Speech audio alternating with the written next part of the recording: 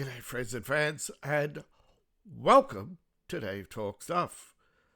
Ukraine war update for the 7th of August 2025. I'm your host, the author David Applegate, author of the books The Boyhood of Cade, Power Games, Into the Earlsbound, and The Erotic Tales from the Empire. Thank you to all those who support the channel, and you can support the channel by buying my books, buying my merch, and of course joining my Patreon. All the links are in the link tree. Thank you to all those who support the channel, and if you have not done so already, please do. Now, I know the deadline is Friday, but I think it's Friday morning. It could be Friday evening, but I'm pretty sure it's Friday morning. So that would be Saturday for those in Ukraine, in the Eastern Hemisphere, which ironically is half the world. All right.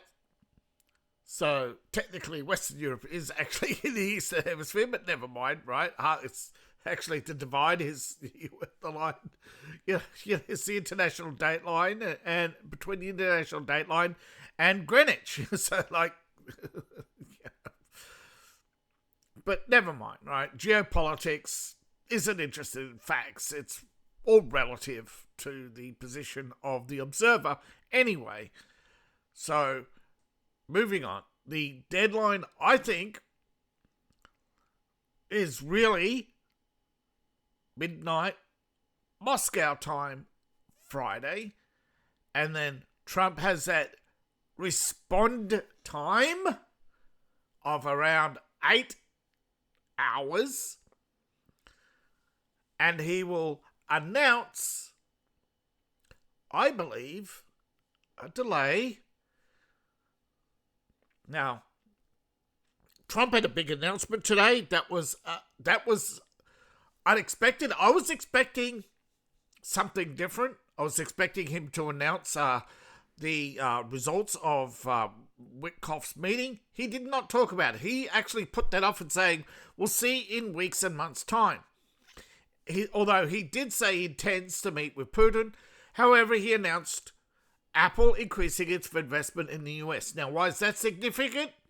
Because clearly Tim Cook reads the writing on the wall and realizes that India is the next China. As in, India will do what China did.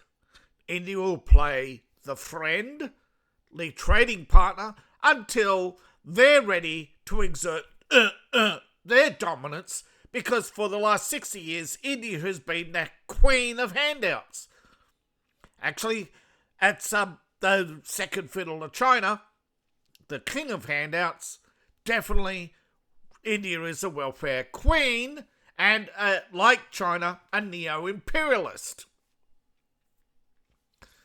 So, Trump intends to meet with Putin. If he's saying as early as next week, it obviously means Witkoff is waiting Putin's answer, and will deliver that to Trump, not trusting the media, but they are saying it's highly productive, although the media is expecting sanctions will kick in on Friday. I don't know. I think Trump will be under fire very quickly when he doesn't announce. But I expect that there'll be a phone call with Europe first, and that will be talked about tomorrow. Then there'll be arrangements for a meeting with Putin and a trilateral meeting. Now, I think there'll be a meeting with Trump and Putin first, before there's a meeting with Voldemort Zelensky.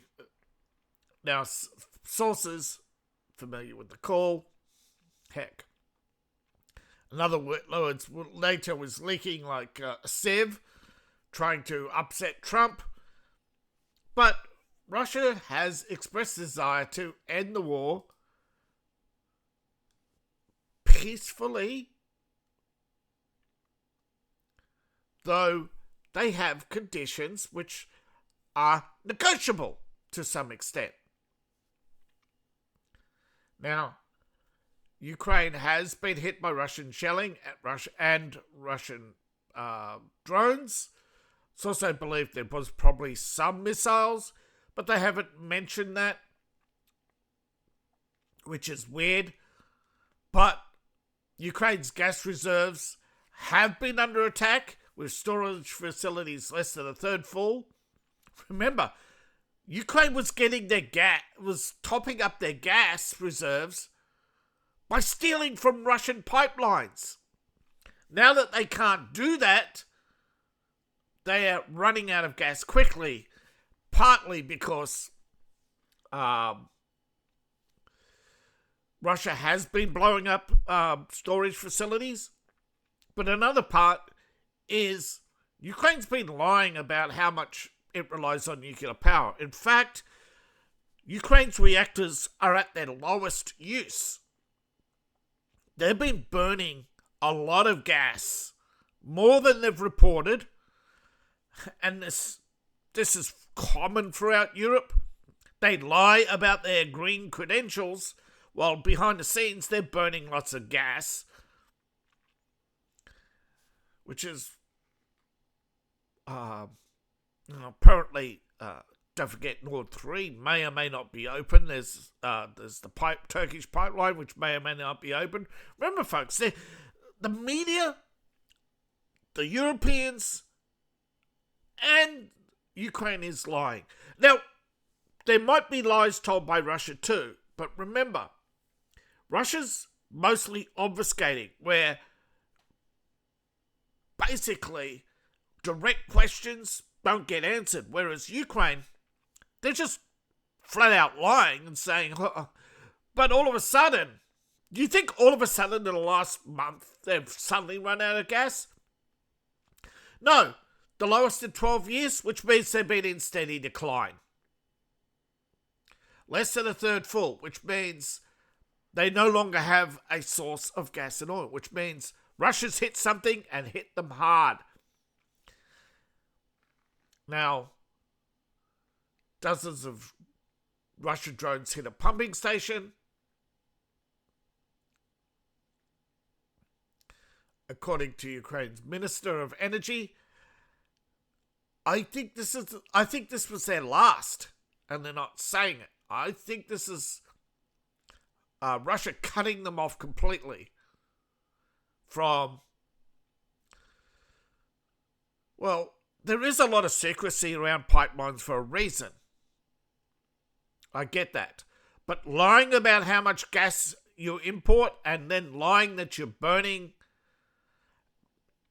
Now, I get it. They've been lying about Russia hitting targets, and a lot of targets are infrastructure, but lying about how much gas you burn, yeah, that gets you into trouble, because the lunatics out there, the climate activists, will eventually catch on that Ukraine's been it's not as green as they make it out to be. And what a shock, right? Because if they were relying on solar panels, you'd actually see big solar panels and stuff. And no, you don't see any. Now, a letter of understanding has been exchanged between Russia and the United States. Foreign policy aides have spoken to each other, and that's the beginning of a conversation on arranging meetings. I don't know the entire protocol. I do know that it involves a range of meetings and security guarantees and, all the usual stuff about. Now, while the US is continuing to prepare to impose secondary sanctions, including that on China and India, Trump could meet Putin before these take effect. He might announce them, and this is expected to, because apparently China and India have decided they're going to call the bluff. Now, other countries as well, but we'll get to that later. However, military aid is continuing. So we look at the military front. Zelensky's putting out his propaganda about a dignified peace process. But of course, he never defines what that is. And I'll tell you folks, it involves Russia giving trillions of dollars to Ukraine, giving them all the gas and oil they need, or want, I should say, letting them station nuclear weapons, become a European nation, everything Ukraine wants. Why? Because you have to withdraw and admit that you lost the war. And it's like, how arrogant and ignorant do you have to be? And it's the same with the media, including Fox, by the way, claiming that Putin wants regime change. If Putin wanted regime change, he'd shoot down one of Zelensky's flights out of Poland. So, is Putin an omnipresent threat or a weakling? You know, it depends at the time of day, who you ask, and the politics of the people you ask. Basically, we're dealing with people who are so paranoid, delusional, who believe that all they need to do is constantly smear. But of course, 50% of the population do fall. Well, I wouldn't say 50%. Let's say a third of the people just fall for this paranoid delusion that, you know, big bad Russia. Well, unfortunately, the paranoid are the loudest lunatics in the room. And it's hard to sell that Russia is not a threat to Europe while there's a war going on. But remember, this is a small localized war in which Ukraine for 12 years has been at war with ethnic Russians and totally covered up by the Western media. As you can see by the map, Russia is clearly still in the advantage. And even on Fox, you hear the commentators say, well, while Putin has the advantage, he's never going to give up the war. It's like, well, America had the same situation in every war they've been in. Again, it was only public pressure that ended America's involvement in Vietnam. If it wasn't for public pressure, LBJ wouldn't have lost the election. That's a fact. He would have bowed out. He would have retired dignified in his belief. And many were selling Nixon too, that, you know, the Vietnam War was winnable, and then it suddenly wasn't. And so you can understand distrust in government, particularly when you find out that the media was lying to you. And I think this is why a lot of people just don't want to admit it, that they bought into the media lie. For the last 50 years, the media have been manipulating public opinion about every event. But you can't deny that Russia can suddenly make huge battlefield gains and suddenly be well ahead of the front line by multiple kilometres, by nearly 2 miles, which in military terms is a phenomenal gain, to suddenly put this area under pressure from artillery.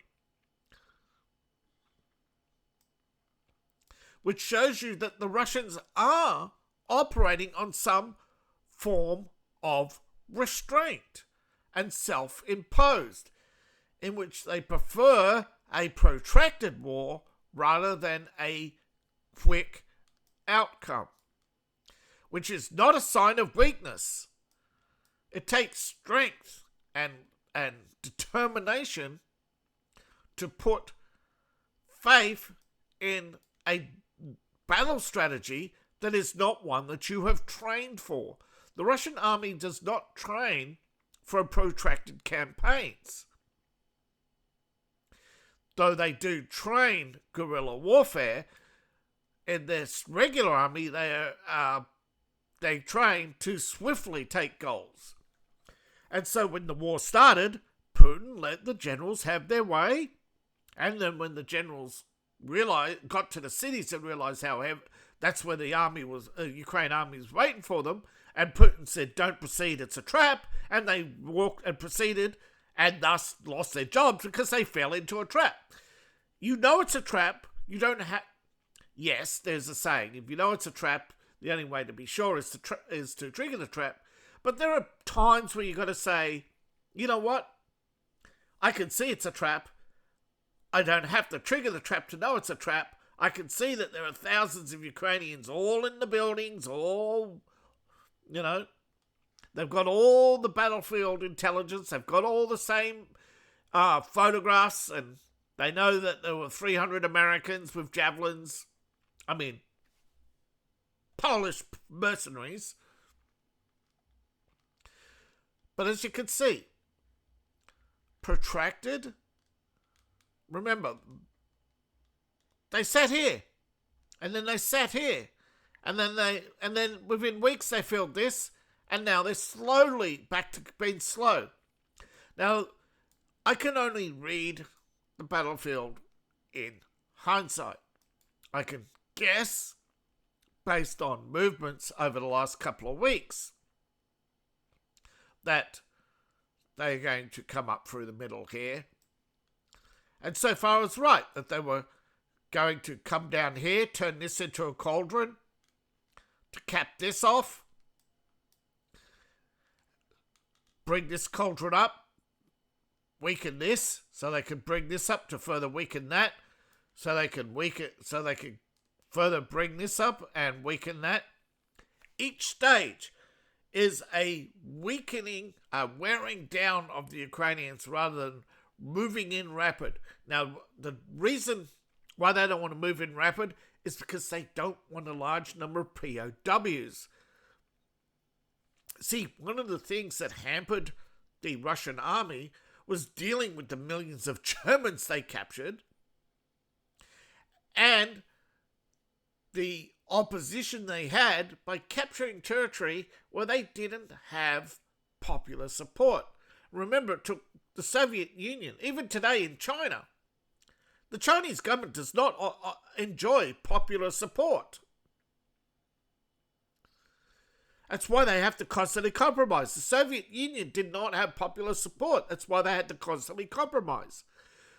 Now, Putin is realizing that if he takes more than, say, 30, maybe 35% of Ukraine, he'll start to lose popular support because he's now absorbing. It's like when Iraq took all that territory off Iran, and then all of a sudden, it shifted the demographics of the country to basically empower Iran even further in the future. A huge mistake. And remember, I think Putin is planning to chop off, enough of the Ukrainian army to hurt Ukraine, to chop off, to destroy enough territory to basically have a buffer zone between the two. And to make sure there isn't these military camps on their border. Now, but also I think it has to do with pride, and that is the promise they made to liberate this territory. Now they might be willing to sacrifice Zaporozhye and Kherson. They might be willing to sacrifice those a little bit. I don't know. But they seem to be low priority in the terms of military conquest or liberation, depending on which side you prefer. But I suggest you don't take a side and realize that Putin is unpredictable, and he does that on purpose, right? There's no common sense for stopping here. There's no common sense for coming up this way, other than being unpredictable and destroying Ukrainians' military position on your border But I did say it's possible they'll link these two up in order to make sure that mostly open territory is on their border. So it's possible that they might cut this in half or just come down here. We don't know, because Putin is dynamic.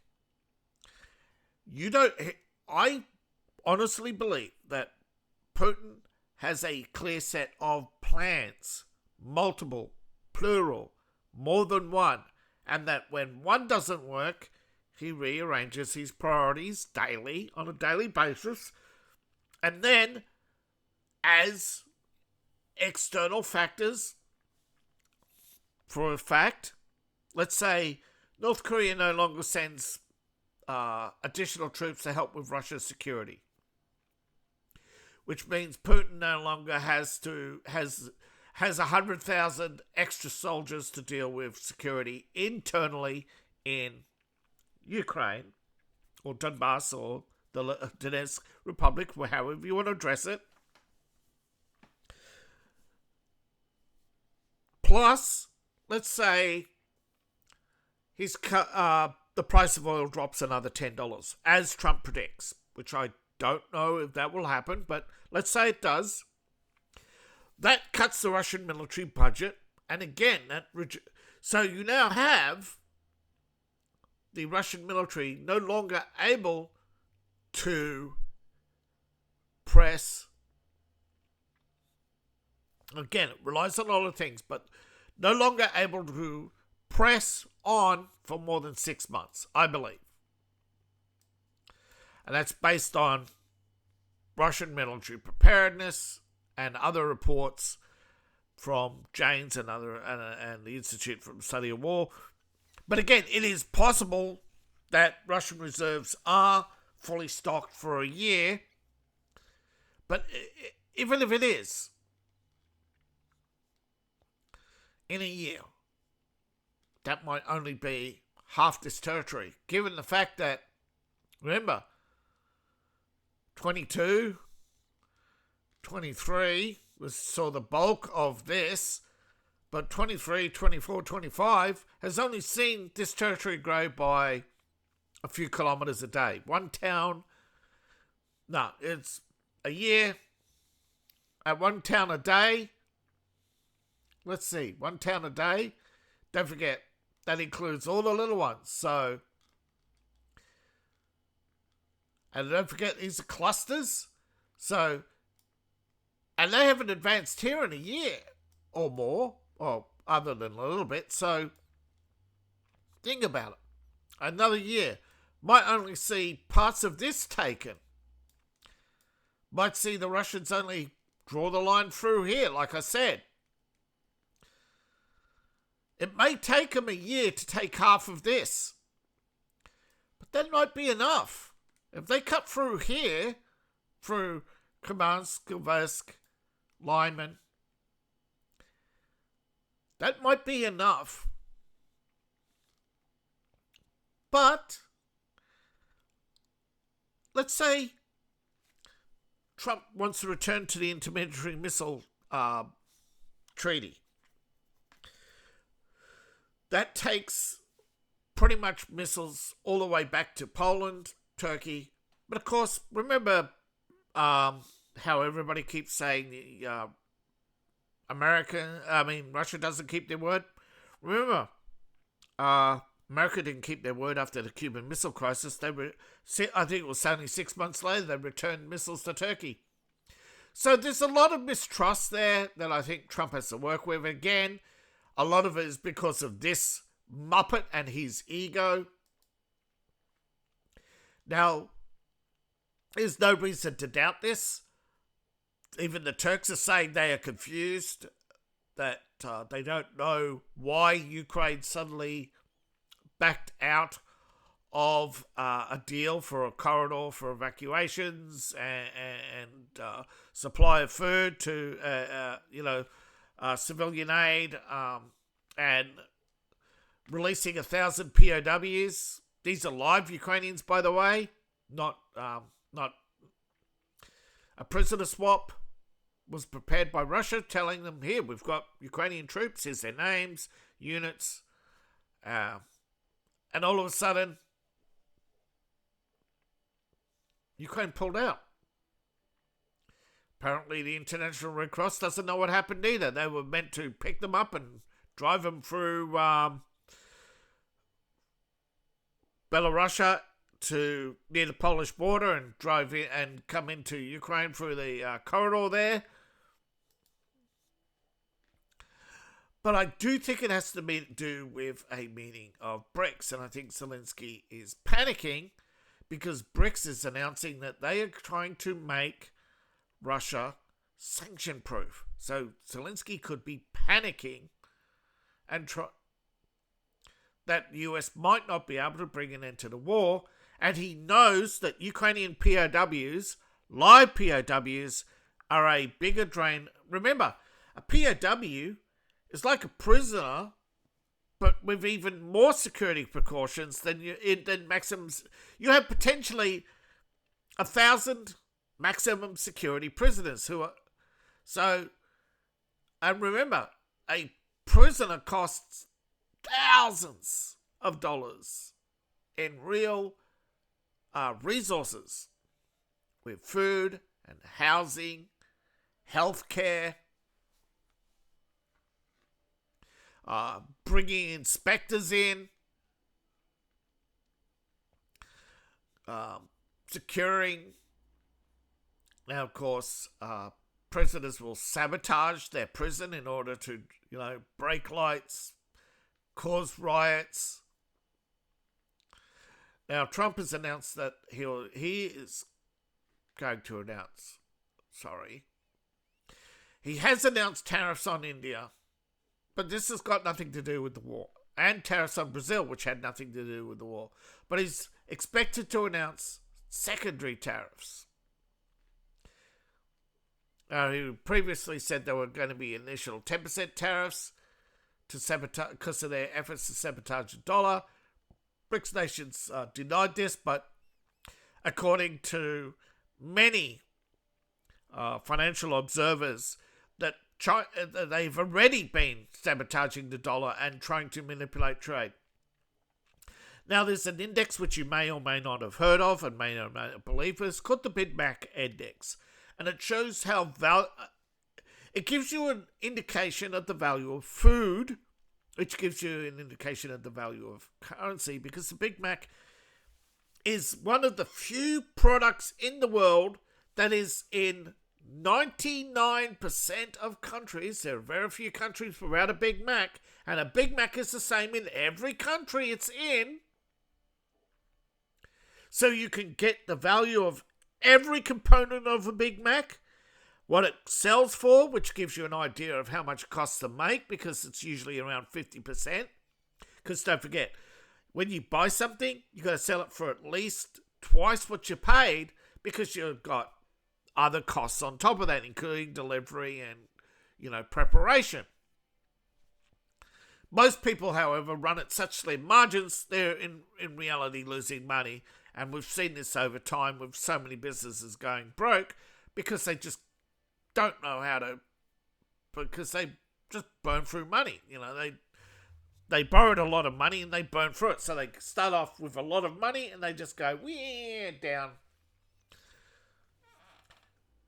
All right, so the Big Mac Index has indicated that Brazil and China and India and Russia, parts of Europe as well, have overvalued their currency compared to the cost of living. That is because since Luna's come to power, he's done nothing but introduce new fees and charges and taxes. He's trying to grow his economy by increasing the value of everything. But in order to do that, he's been also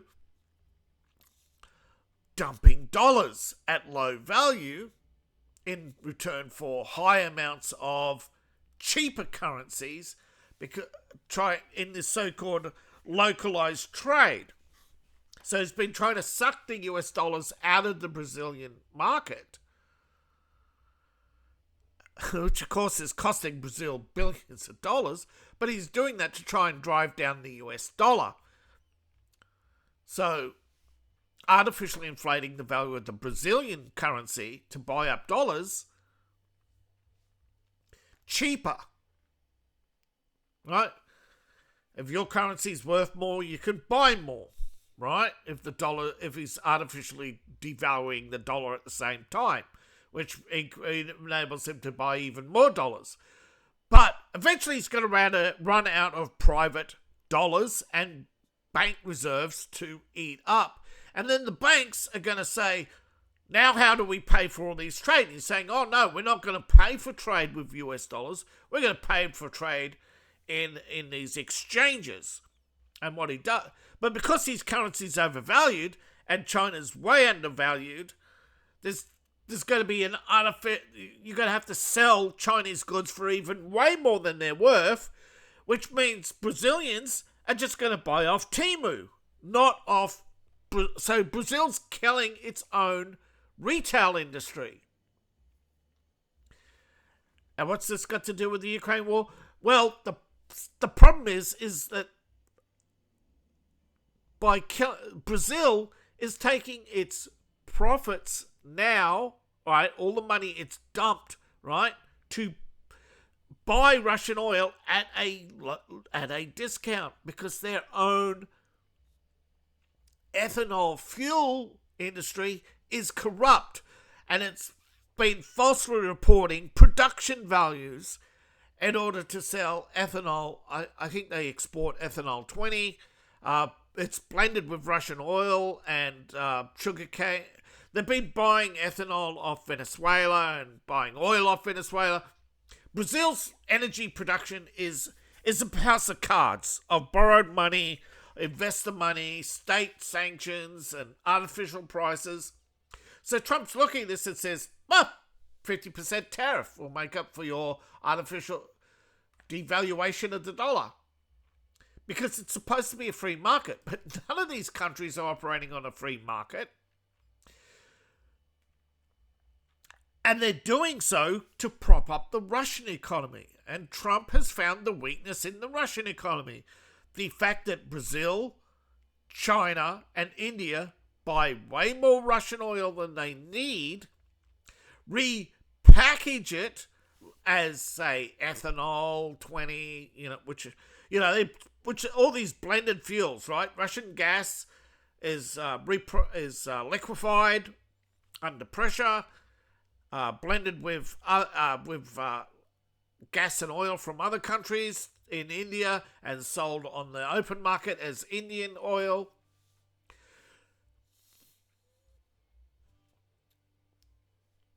Now, one of Russia's the ethanol market and all these high value fuels, ethanol, methanol, etc., diesel. Countries get a reputation, how clean, what the energy rating is, because not every fuel is the same, okay? Remember, fuel is a blend. You get octane 98, octane 97, 96, you got all these different blends. There's an effort to standardize it, but it's hard because chemically, countries are different. So what India's doing is, and Brazil and other countries, they buy Venezuelan oil, they buy, what little North Korea had, I don't think they've got any left, Afghanistan, Russian, all these other countries, and they blend them, right? These huge refineries in India and Brazil, and they artificially report it as their own, which artificially raises their GDP, which artificially raises the value of their currency, but they've got no money to pass on because it's all money laundering, okay? The government is spending money to raise GDP. So because they're spending money to raise GDP and so they're not making any profit on these transactions. In fact, their debts are growing. Which means China's losing, which is why some commentators think Chinese economy is as low as negative 3.5% and as high as negative 1.5% after you take in the costs. And again, I would put to you that most countries, when they report high GDPs, particularly China and India, have never included costs. Again, Brazil, I think, in the last 20 years, Bolsonaro has been guilty of the same, in that they have been believing the figures unaudited out of the Brazilian financial markets and the Brazilian energy markets, where there's been a lot of laundering of buying cheap fuel out of Russia, India, and China. Well, the Chinese are no longer in the fuel selling, but in the fuel buying. Same with India. They're starting to go from... they're starting to decrease the amount of domestic stuff they sell externally, but they are keeping up their external sales because they're laundering Russian gas and oil.